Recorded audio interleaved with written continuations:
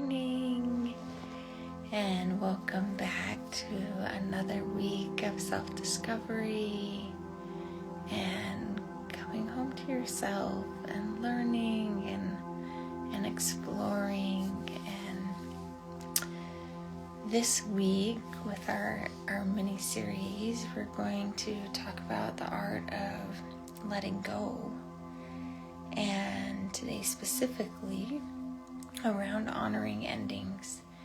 And this is a pretty big deal and a big topic because it's not one we're really taught to explore. When we look or reflect on letting go, it's often something that we're really conditioned into always moving forward. Like, what's your next goal?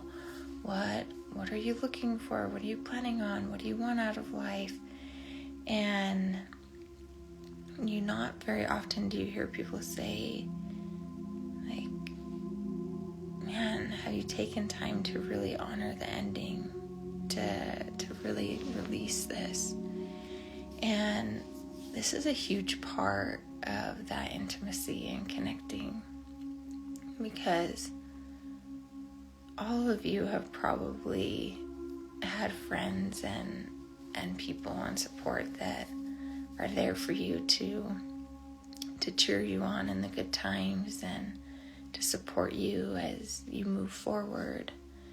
But you probably would find that it's a much smaller list of people that sit with you in the struggle and really allow you space to just be where you're at. And it's been interesting even doing these videos, because on the videos where I really allow the rawness to come up, where I allow you to see the ending, see the grief, see the part that is a struggle, that oftentimes the comments are,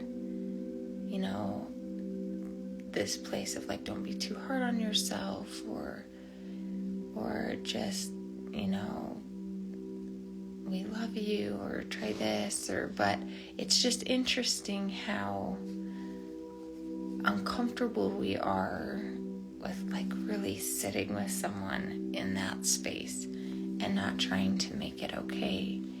And I think being in the emotional clearing work that I do, that has taught me so much about this, because some of the most magical moments come when you can allow someone to like really visit their grief.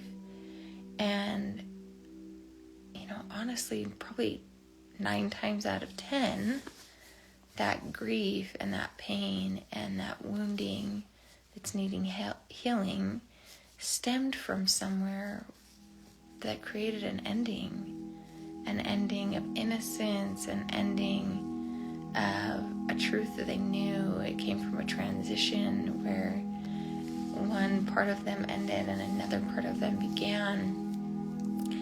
And there's the sayings like, when one door opens, another door closes.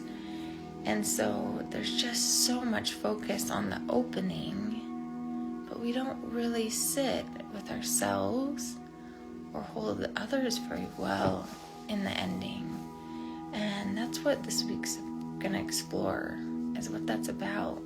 Because oftentimes it has to do with control, it has to do with fear of being vulnerable, it has to do with feeling that feeling that we all know, that if I really let myself go here, like, am I going to get stuck there? Am I going to come back out? There's a lot of unconscious fear, and sometimes really conscious fear, around that idea that if I really allow myself to go to this place, what's going to happen? And one of the things that really shifted my perspective on this is there's an incredible spiritual teacher named Rebecca Campbell, and she is amazing and has been a huge part of my own journey. And one of the things that she does and creates is called a visioning process. And in this visioning process, you can do it anytime, obviously, but I've always done it at the first of the year. And it's what most of us grew up knowing as like a goal setting process, but she puts a really beautiful spin on it, because instead of it being a mental process where you sit down and set goals, you sit down with yourself and you meditate and you go deep and envision from a soul space, like, where is your soul calling to? What is your soul wanting to ignite or bring into fruition this year? And before you get to do that, she has a whole section on honoring endings. And that was the first time I'd ever spent that type of time on honoring endings. And it was such a profound experience, because I got to go back and really reflect on the last year. Like, what were the themes? What were the lessons? What did I learn? Where did I grow? What were the really hard aspects? And one of the things that really stood out to me is that she asks what things were really challenging, and then she asks what were the most profound, like, lessons or takeaways from that year.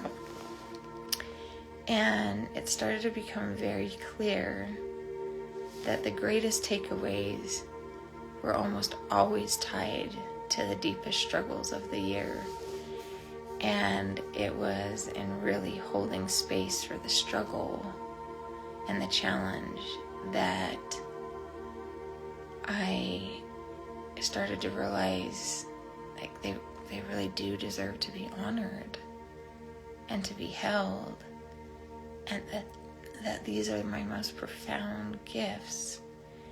And that really shifts the way you start to view these challenges. Because I know for me, for a long time, when things ended, when there was either failure or an end to a relationship or an end of a job or end of a season of time, a lot of times my thought process went to a place of, what did I do wrong? Or how did I mess this up?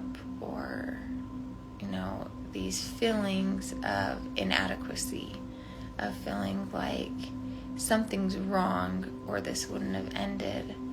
But that couldn't be further from the truth. Oftentimes things end because you've learned what you needed to learn, and you're being propelled into a new season, and you're being supported in a new way. And usually it's a sign of growth and of discovery. And if we can't take time to really grieve that ending and hold space for the beautiful things that it's brought into our lives and the beautiful things that it's taught us, it doesn't really give us full permission to move forward. It's kind of like spring cleaning. You hold on to this congestion, this clutter that gets stuck inside, and it doesn't free us up to really embrace where we're moving into. And it's okay. It's okay to sit with things. It's okay to really acknowledge the beauty and the challenge that has come out of it. So today, I invite you to go ahead and close your eyes. Take a deep breath into the low belly. Taking a moment to just feel what it feels like to come home to yourself. Scanning from the top of your head all the way down to your toes.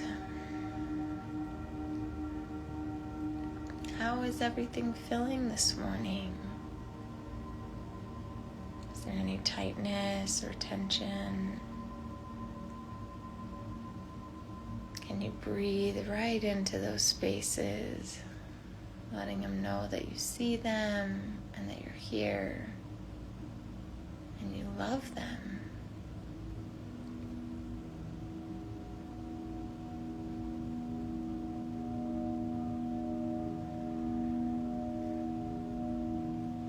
And then as you make that connection,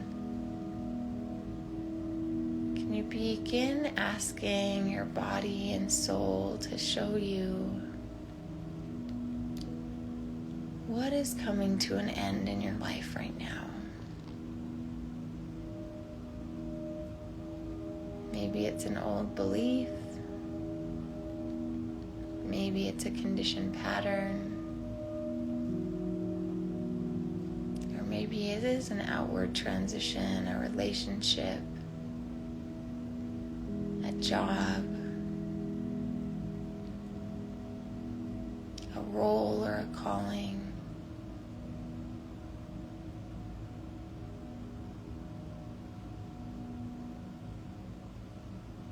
Or maybe it's something that's recently happened and you've already moved to that ending point.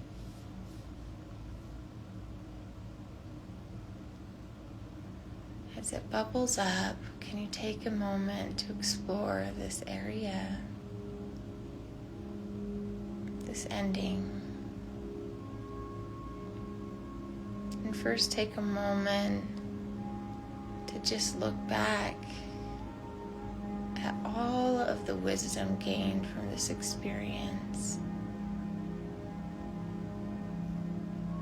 The way this dynamic relationship, situation enhanced your life. Maybe it helped you to survive.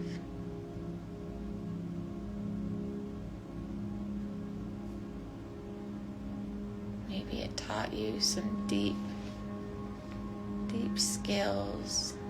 Maybe it built your character. Just acknowledging all the ways that it supported you.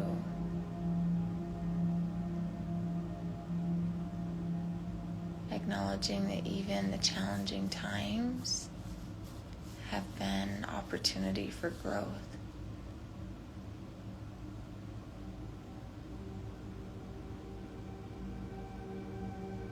Maybe looking at this season of time like it's on a video reel, just playing out clips of all the ways this has impacted your life.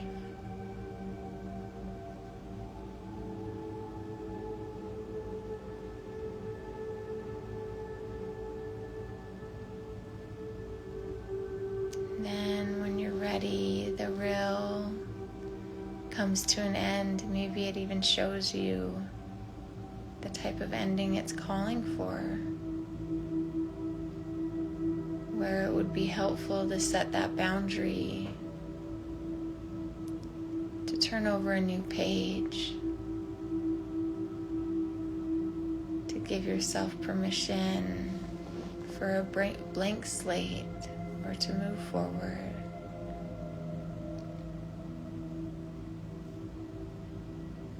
And then when you're ready, you turn off the reel,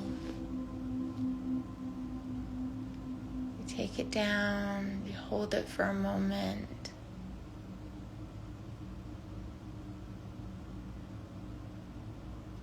and then when you're ready, you let it dissolve into a pile of beautiful shimmery dust. And with so much love, you blow it off into the light, sending it on its way.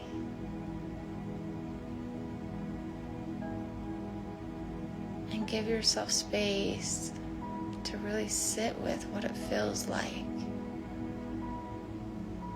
to send it off.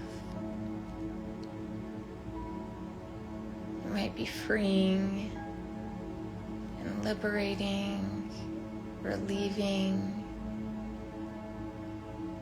There also might be sadness. You might feel the loss, that melancholy feeling. Maybe fear bubbles up, fear of the unknown, fear of what's next.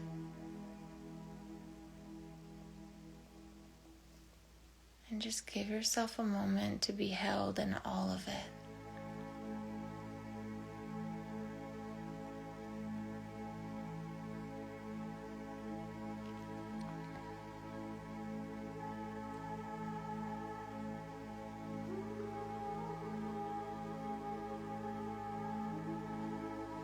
And then, if you feel ready, allow yourself to turn and with courage and with strength, step into this new season, trusting and knowing that the footsteps are going to appear right when you need them on your path. And if the sadness and the loss and the grief of this ending bubble up again, no matter where you're at, you can just pause and hold it. Let it clear and dissolve, and then step forward. There's nothing weak and nothing wrong with taking time to sit with the struggle.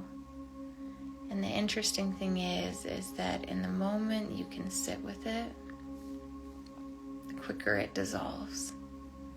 It's really the avoidance that keeps us lingering. So the invitation today is that when those uncomfortable feelings bubble up, indicating and letting us know that something's coming to an end, it's okay to just hold it. It doesn't need to take very long. Sit with it, acknowledge what it's showing you, what it's brought to you, and then give it space to send off in love. Have a beautiful day.